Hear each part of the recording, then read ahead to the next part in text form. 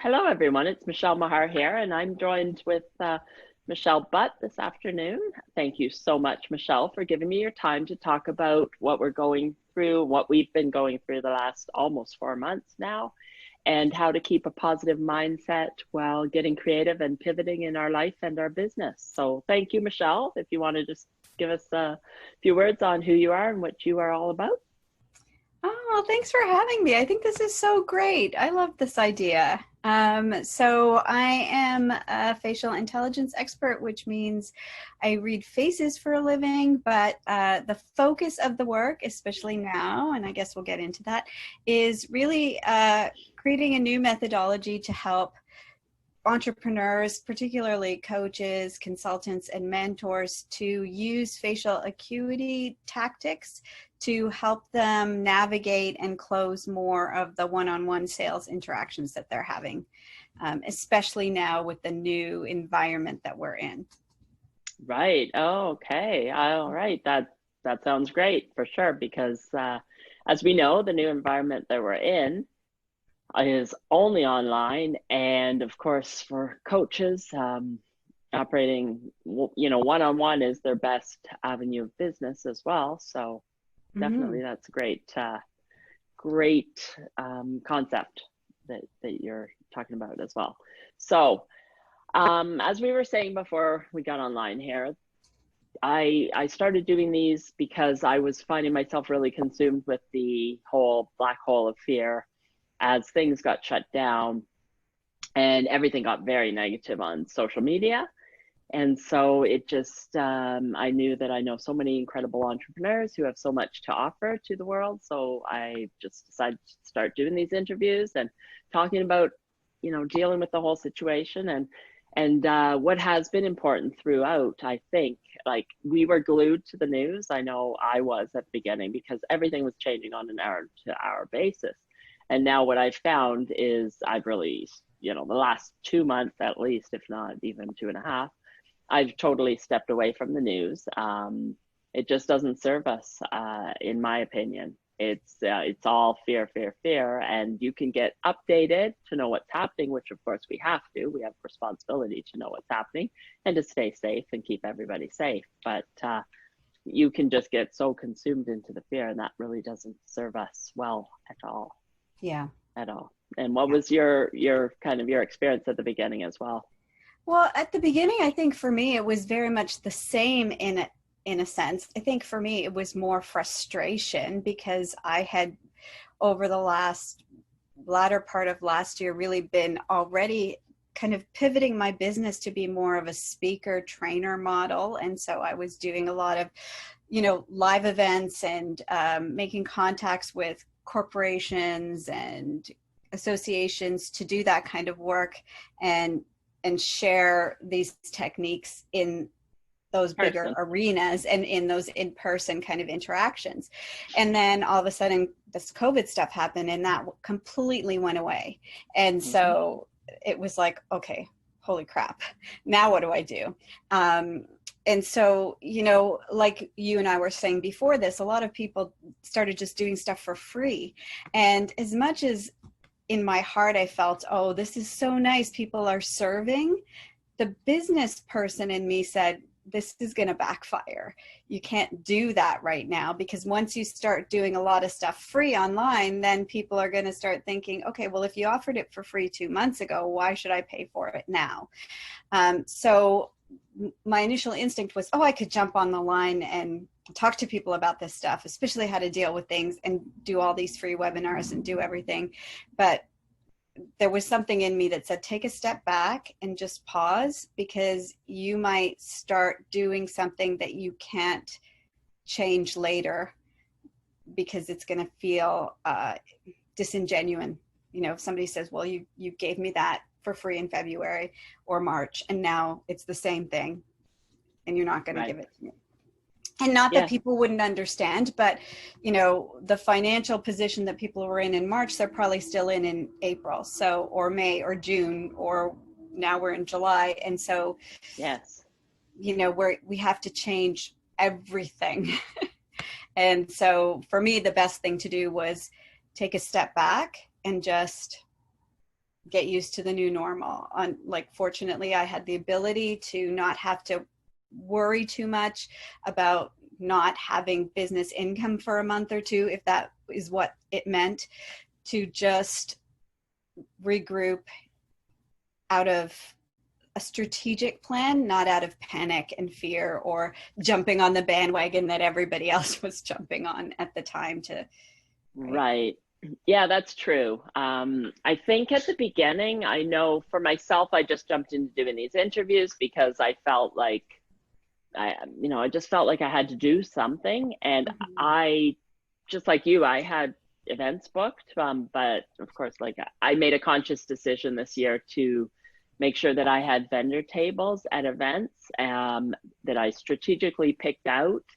And so that I would have March, April, May, consistent kind of events. And then of course, obviously those all got postponed. And so same thing like you, but of course with me also, at the beginning, I just, nobody's going to be worrying about jewelry when we first got locked down. I knew that was the case. So I just wanted to, get out there and serve people and help. But at the same time, I think for a lot of us, we thought it was going to be 3 weeks when schools were shut down. 3 weeks. That was kind of what we didn't, or maybe maybe it'll be a month, maybe it'll be 6 weeks, but I know I didn't anticipate that we'd still be here. Yeah. Almost 4 months later.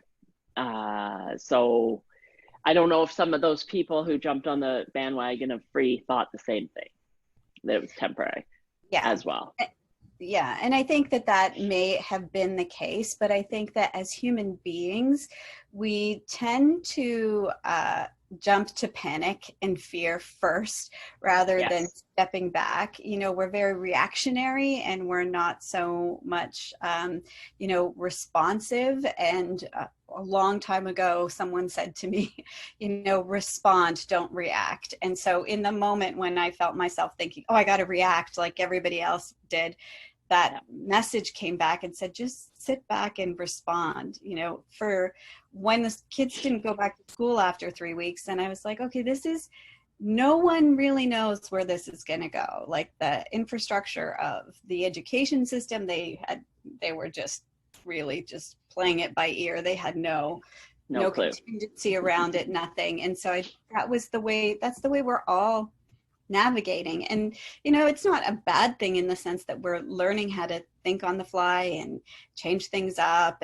But again, I think the thing we've most learned in this is that we can't be reactionary. We have to stop and be strategic. Even if we say we're going to shut this down for a few weeks, in that time, really look at the response, not just say, okay, let's just do it for 3 weeks and then it'll go away, because it didn't, right? Right. And so, yeah, exactly. That I think there wasn't that, long-term thinking in the beginning, in any case, like in the way the whole thing has been handled, and because it was brand new for our governments, brand new for our healthcare system, brand so new much, yeah. So much uncertainty. Like, oh, okay, we'll just pause for a second, and then that second became months. So right, yeah, so much uncertainty there. And just so really foreign to us, everything that was happening. It was just so like you say, never happened before. Nobody knew how to react to things like that. And I think that's why again, it's a primal reaction to react to fear and to try to be safe and thinking about yourself. And we saw that reactionary behavior with everybody rushing to the grocery stores and gathering all the toilet paper. So yeah, that's how I think it was, just so much fear at the beginning. And then, like you say, some people react in different manners, but really we don't know. We still don't know. There's still so much uncertainty with the future. So we can no longer plan. We don't have that certainty that we thought we did. And the thing is, we thought that we had all these things planned, but really this shows you that as much planning as you do, you still don't have certainty. Anything can happen. Yeah. Anything, you know. Yeah. Yeah. But I also think that it tells you that there is certainty in the sense that we're very resilient, and more so than we think we are.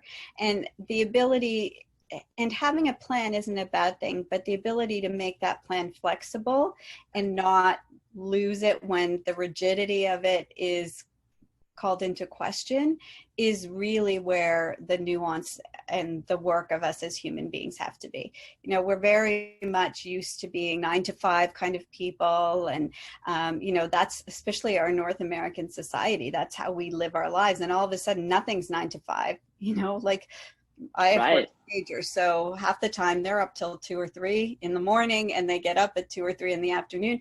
And so, but that doesn't necessarily mean it's a bad thing. It just means that they were constrained into these boxes of the way the rest of the society does time and how we spend it. Did that make them any less effective students during that time? Not really. They just worked when they felt it was best. And for me, I had to, in the beginning, I was like, oh, I can't do anything. Everybody's hours are so crazy here. But I realized, oh, okay, well, I don't mind getting up early. So everybody's sleeping. I'll do work and stuff when they're asleep. And then in the afternoon, we hang out. And then I go to bed by 10. And if they're still up, that's okay.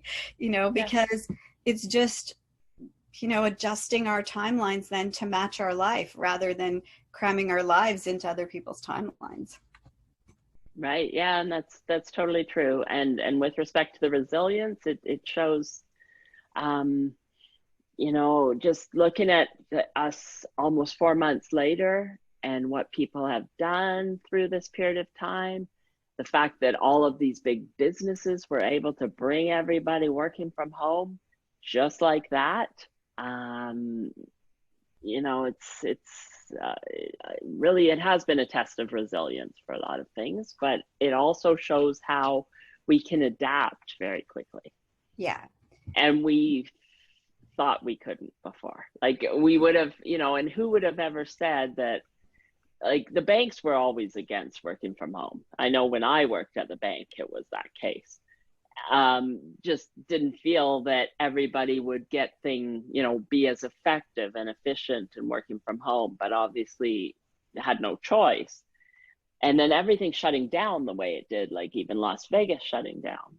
Like who would have ever seen any of that coming or thinking it would be possible? Yeah. Yeah. And I think that's the thing. We're so used to having so much control, then, you know, they say, oh, well, now people have to work from home or they don't work and you don't service your customers. And I don't think they've fallen apart. I think they've just realized, wow, it's a new way of doing business, and people can be accountable and responsible. You don't have to fear that if you're not watching over them, they're not going to do the right thing. I mean, of course, there will be people like that, but most of us, most people are honorable and have integrity, and you know, that's the way we work, right? Right. Yeah. And it doesn't always, like you say, it doesn't always work for everybody, the 9 to 5. And the whole concept of work-life balance was always the big thing and the big, you know, talk all the time. But this now, we're, you know, work is life. Like it all rolls into one another. And especially with the cell phones and things like that, everybody's accessible all the time. So it's just total life balance, in my opinion. And people like, you know, not having to do the commute. Yeah. The stress of the commute and having more time with family, while, you know, still being able to get your work done. Yeah.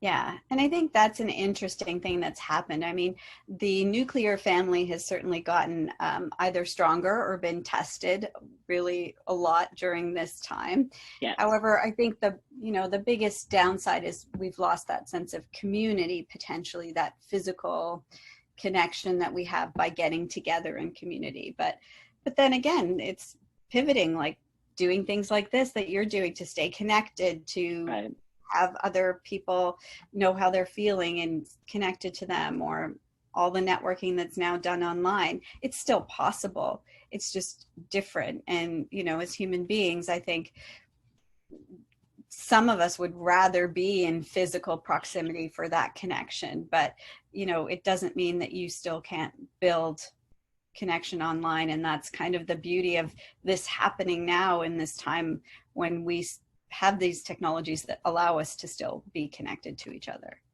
Right. Yeah. Imagine if we didn't have this technology. I'm so grateful. And as everybody I've spoken with is so grateful for this technology, being able to connect with people, and really being able to connect with people on a global basis. Because what is happening right now is happening to not only us here, but it's the whole world that was affected by this pandemic. So it's really nice too to see the community coming together. And that's the other thing that we've seen, a lot of people coming together to help one another, collaborations happening, and things like that too. Yeah, for sure. As well. Yeah. So in the beginning as well, with the whole thing, I know a lot of people were tempted to, just were thrown out of the routine so much that, you know, you're tempted to stay in pajamas all day or watch Netflix all day and things like that. But I think that the whole morning routine is very important and has become something that is, I think a lot of people have come up with new morning routines, maybe looking at how they were living their life before, and you know, embracing new things like meditation, morning walks, stuff like that. Did you were already working from home, except that you also had events? Yeah. Yeah. So have you adopted any new habits with respect to morning routines or things like that? Yeah, I think so. It took a while. I've always meditated, but it's not been consistent. And so now I've found that every morning, the one thing I do is meditate. It's the first thing I do. And it's not rushed because there isn't that go, go, go of having to get everybody out the house. So whether I wake up at 6 or I wake up at 8, I can still do that first thing. And that's really helped to ground me. You know, there are days when I don't take my pajamas off, but if I didn't have to drop kids to school, I probably would do that anyway. Like, I like being comfortable when I'm working from home, and most of the things that I've done in the past, you know, it is working from home. So, but I can see how, and I did fall in the beginning into the rut of, oh, okay, well, we don't know what's happening, so we'll just Netflix all day and figure it out. And then there was only so long you could do that, because it was, you know, a 2-week vacation, like a 1-week March break became 2 weeks, became 3 weeks. Then after that, it was like, all right, well, you can't do this forever, right? So. Right, yeah. And I think we're all in the same boat. We all went through that same kind of idea. And at the same time, it's been an emotional roller coaster going through this period of time.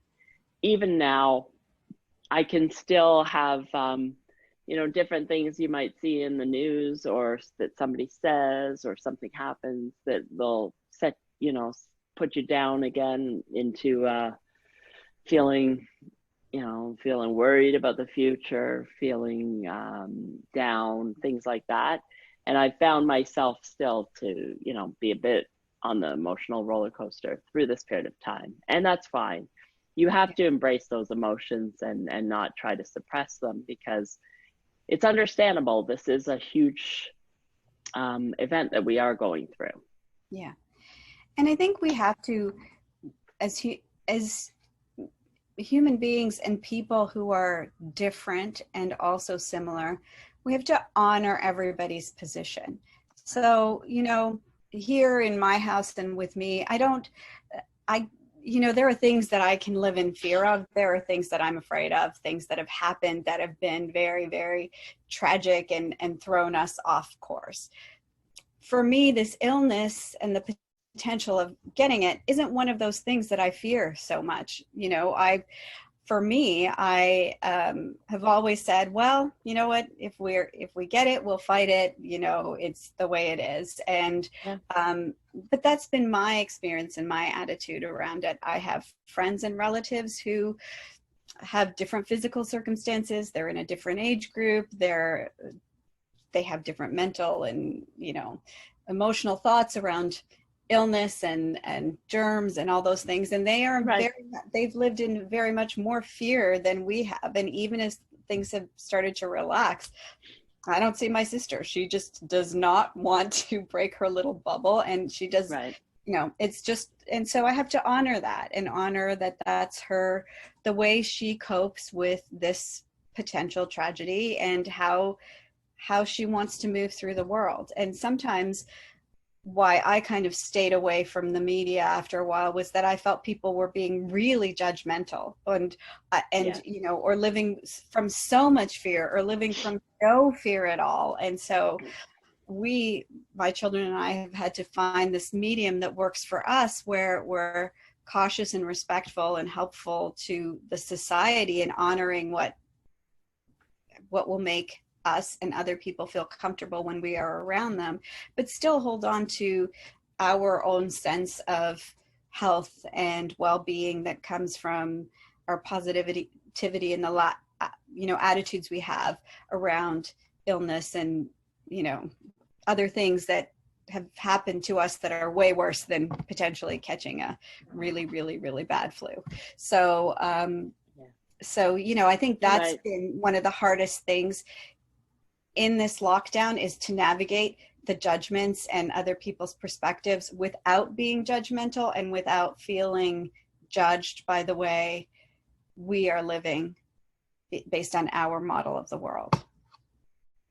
True. That is key. I've found there was so much judgment at various times, and you just have to respect everybody's decision on how they want to live their life. And if you want to be really paranoid about this, that you're going, you know, I understand people with compromised immune systems have to be concerned and things like that. But there's also a paranoia out there for some people.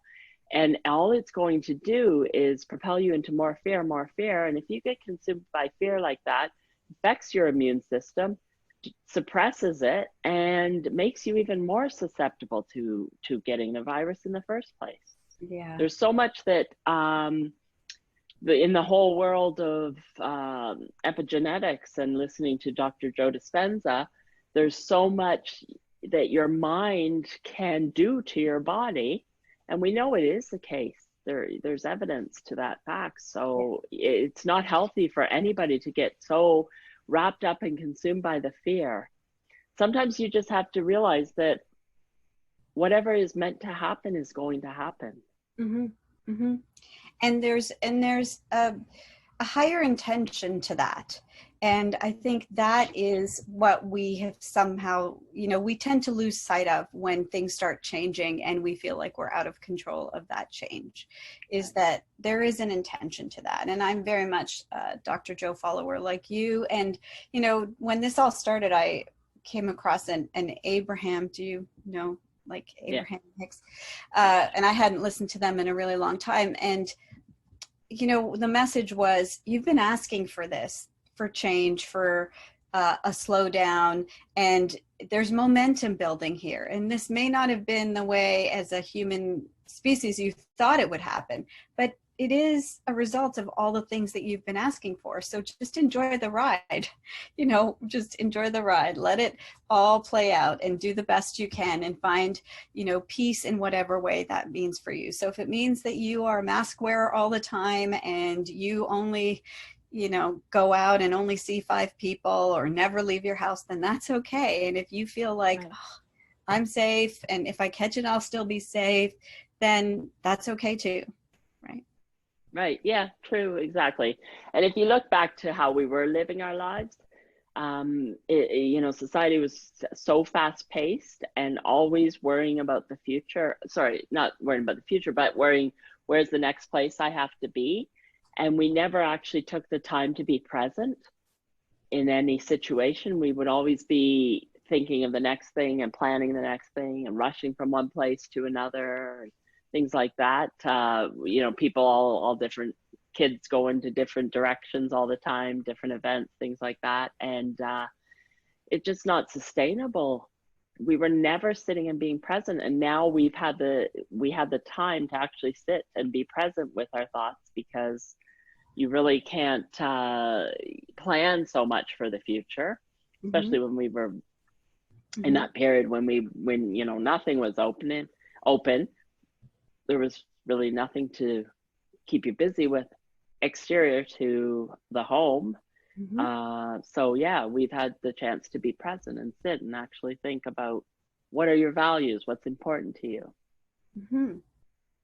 Yeah, and like get that. clarity, because I think we were like moving so fast, we were always confused. I think I'm more clear on all the things I want and what direction I'm going in now than I probably ever have been in the last 10 years. And you know, this time to pause and the change that felt very imposed but ended up being a relief put me exactly where I think I should be. And I'm sure a lot of people may not feel that way yet, but we'll get to that when we get to the other side. Right. Yeah. And I think there was a lot of resistance at the beginning, because we always do resist change, or when any decisions have been taken away from us. But the fact is that you have had the time to get clear on your direction, as well as with this technology and all of the free information, webinars, etc., that are out there. Anything you wanted to do in terms of your business, moving it forward and getting into different directions, you had the opportunity to do so. I know a lot of people with brick and mortar stores that have taken the time when they were shut down to create their online presence, whole, you know, online web store and things like that. You know, whatever you said before, I don't have time for. Yeah. And which is probably a good thing, because the way that the world is moving and technology is moving, it would have needed to be done anyway. So now they have the time to do it, you know, and instead of like having to take away or work 17-hour days instead of 12 to get online at the same time, right? So right, yeah, it's really made a lot of people jumpstart their understanding of technology. Yeah. And it's just, it was definitely like it's the way the world has been moving all the time, but this has really forced a lot of businesses and individuals to really embrace technology and learn things quickly. Yeah. And you know, somebody was saying before too, how we would always complain about technology and, oh, this wasn't working and this stupid thing and whatever. And now we can be so grateful that we have this technology. Yeah. And you know, that we have Zoom and other web I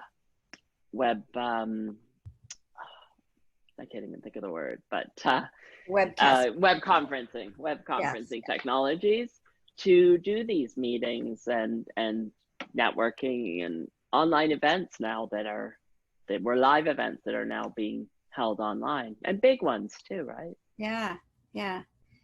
And I think that is something that we have to like be aware of, that technology gives us an opportunity to still stay connected, but it also gives us the possibility to be over connected.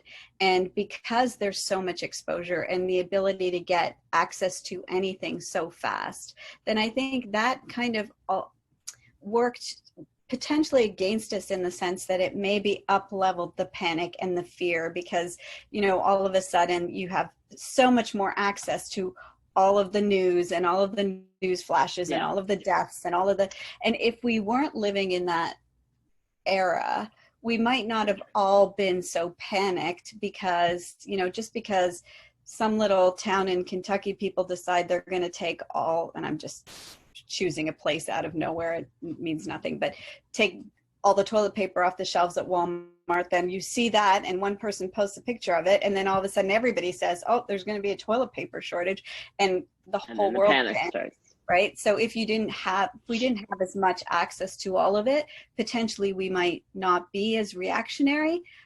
But then on the other hand, it does help us to connect in a way that we wouldn't be able to connect without it. So, you know, you kind of have to weigh the scale there as to what, right. you know. Yeah, no, that's totally true. And the other thing that happened as well for myself back probably the beginning of April was there were so many things that were online and so many webinars and so many things from different people that I know. And so I signed up for so many things that it became, I was so overwhelmed because I wasn't allowing for any time in between to actually process what I had just learned and do something with it. And, you know, so I kind of took a step back from that because there was such a temptation to feel like you need to learn so much because it's all there. Yeah. And so I took a step back from that and I just, you know, narrowed it down to exactly what I wanted to do and got more clear on what I was looking to concentrate on during this period of time. Yeah. Yeah. And I think that was another reason why I also didn't, like, I took a step back from the business to figure out what the direction it would go in and not, like, you know, jump into the whole webinar fray because there was just so many voices. Yeah. How do you get heard? Sometimes you get lost in the crowd. And you know, we were already all in such a tenuous situation.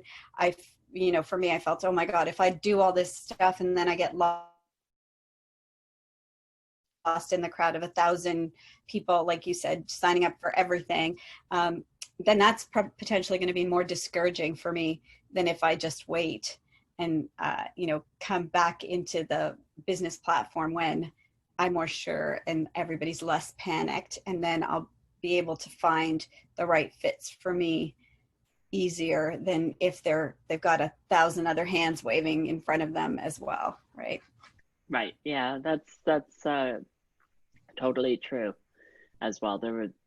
Yeah, definitely. That's the whole issue now is everybody's online. So how do you stand out from the crowd and that type of thing, which is something that we're all trying to figure out right now and looking at that going forward because as I said before, the online isn't going anywhere. And I think we're going to see there's a lot of opportunity for creativity there in terms of determining how businesses are going to go moving forward. But at the same time, the other thing is the whole retail side of things. I think there's, online shopping has always been there, but it's a lot of places have gone nuts over these period of 3 months. And I think that we're still going to see more changes from that perspective. So it's all on how to get creative and figuring out, that's why also personal branding is something that is really key now. Yeah. Because it's all about you and you standing out online and, finding your ideal clients and who you want to serve and things like that. This is more important than ever in this period of time and going forward. Yeah. Yeah. And being able to translate that connection and that you are the right person to help someone in this online space in a way that potentially you couldn't, you might not have had to do before, because you could have a coffee and, be in their energy physically, and, it could be a very different space. And so that's, for me, why pivoting the way I have has made sense, because people need the tools to be able to read people still in this environment. And before we didn't think we needed to because, it's just Zoom. But now, more and more, this is going to be the way you connect. This is going to be the way you serve. This is going to be the way you help people. And so you have to be able to understand all the nuances of who that person is the same way you would if you were with them in person. Right. Yeah. Yeah. Because that's totally true. I know I have attended a couple online events that I had previously attended in live, and there's a definite difference there. Um, yes, you can still feel, there's still a sense of energy through the screen, but it's just not the same as the energy when you're around that person and when you're Mm-hmm. actually physically in the same space together. So, Yeah. um, yeah, yeah. So there's opportunities on online, but it still doesn't replace a live event. No, I agree. I Yeah, agree. yeah. Yeah. So I do look forward to when we can get back to having live events as well. But I think this has opened a lot of the doors of possibilities, Mm-hmm. um, to expand things and moving forward. But I'm hoping it hasn't that that we won't replace live events, and that we will get back to live events at some point in time Yeah. as Yeah. well. Yeah, that's my feeling at least. So Yeah. I think we'll see, like I said, we'll see a lot of changes with respect to the way businesses operate and more flexibility. I know a lot of businesses are talking about offering uh, people with chances to work from home, Mm-hmm. going forward, and things like that, which, that's fine. But and the online networking groups, things, that too. But I still I still miss the live events. Yeah. Yeah. Me too. Me too. Yeah, yeah. So, Yeah. but I guess we'll see what happens. You know, the rest of the year. It's hard to believe how quickly time seems to be going now. At first, Mm-hmm. it was going so slow. Now it seems faster. Yeah. Um, so are you so have you made changes to your website, or it's same website and things like I'll put the information underneath this interview with respect to your what you're doing now and your website, how to connect with you. Um, but are you do what are you doing in terms of your business? You said, how you've pivoted it, but can you just expand on it a bit more? Yeah, everything's changed actually, and it feels really, really good. So Yeah. before I Well, was, it's actually, that's what, sorry, just to interrupt you. That's what people have said. It's like a new beginning.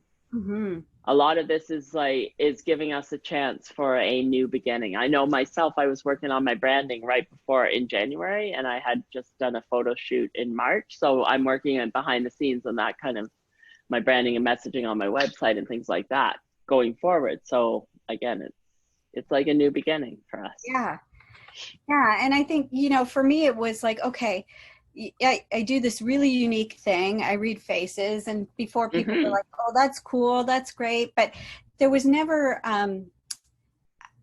I felt like, okay, for some reason, I haven't been showing the exact value of this, and why it's so important to understand meaning in this, box of facial features that we all show to each other. And this world that we find ourselves in all of a sudden gave me a lot of clarity around why this is so important. Because when you can't stand next to someone, when you can't, empathize with them and touch their shoulder and they get it, then how do you do that in this space and then have them get you? And Right.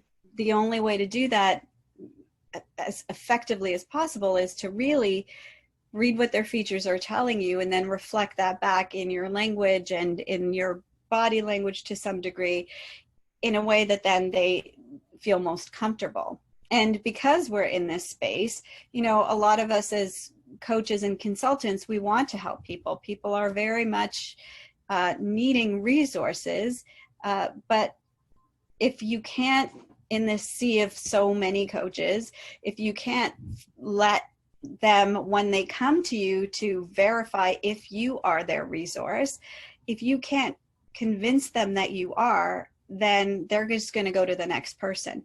And you Right. really might be the person for them, but you just haven't used the right skills because it's all on Zoom now. that to get them to know, yeah, she really does see me, or he really sees me, he will help me solve this problem. And that's why the pivot for me, it's like, oh, okay, this is the most important piece. When you are getting clients online, you can get 1,000 leads, but if you don't close any of those sales when you bring them on the phone for that closing call, then those leads are useless. And so to close the sale, you really have to build your authority, your connection, and trust, so that then that person says, yeah, you are the one who can help me. And even in this weird new platform, even if you're halfway across the world from me, you see me, you get me, I'm going to put my dollars where you are, and you're going to help me transform. And so the work has more purpose now than it ever has. And I think that makes me feel very happy. And I think it'll help a lot of people, not only coaches to help keep their business open, but the people who become their clients to change the aspects of their life that they want to change with the help of that coach. Yeah, no, I totally agree. And like you say, with this technology and everything, what do we see? We see your head and your face, and you don't even have the body language necessarily. It's all, so your face is key. So that's really an invaluable service that you are offering. I've always found it very interesting what you do, but I think that's great, because like you say, it's hard. It's different because it is so different when it is online. Being able to, to read what people are feeling and reflect back. Yeah. And I mean, going forward, even, as we move into this new world, the potential that, events might come back, but can you imagine if we're at an event with 20 or 30 people or more, and everyone is required to wear a mask at that event, which is potentially the way it's going, but then you can't see half of their face. You can't see how their reactions, you can't see, these important No, that's right. True. Right. So then online, you get the opportunity now to see more than people are able to or allowing you to see in person anymore. And that gives you insight into these things that we've chosen to start hiding, which is very, very interesting. I don't anticipate going to any events if we're required to wear a mask. I'll think twice before attending such a thing, because it's one thing to wear a mask in the store where you're required, the groceries and things like that. But somewhere where I'm going to go to an event, like a live event, like you say, where you're trying to connect with people, and you can't, when you're hiding all that part of your face, I don't feel the connection. Yeah. And people. The thing is that you or I may choose not to wear a mask, but there will be people there who will never go out in public without a mask again. And so then we still have to relate to them. And it might be, well, I'd love to have a conversation with you further. Let's hop on Zoom, because I really want to see all of you. And we might be now just transitioning into this platform, because there's some people who we will never see fully in person in public again. And so we have to get really good at using what we see online and in person to help us understand people, so we can connect with them personally, but also to do business with them most effectively. Right. Well, yeah, I had not really thought of that, but I guess you're right. I guess I suppose that will be a possibility. So that's a great idea, just connect on Zoom afterwards. Yeah. So many changes in the way that we're going to do business, but so much opportunity there as well. Absolutely. For sure. So thank you so much, Michelle, for your time today to talk about everything. And I will put the information underneath the interview with respect to how to connect with you. And that's great. I look forward to when we can see each other in person anyhow, Me too. as well. And again, thank you so much. And Thank you for having me. enjoy this beautiful weather that we're I having. will. It You too. sure has started out to be quite the nice summer weather-wise. Yeah, and that's a good thing. It is for sure. Yeah. It's something we deserve. Yeah. All right. So thank you Great. so much, and bye, everybody. Bye.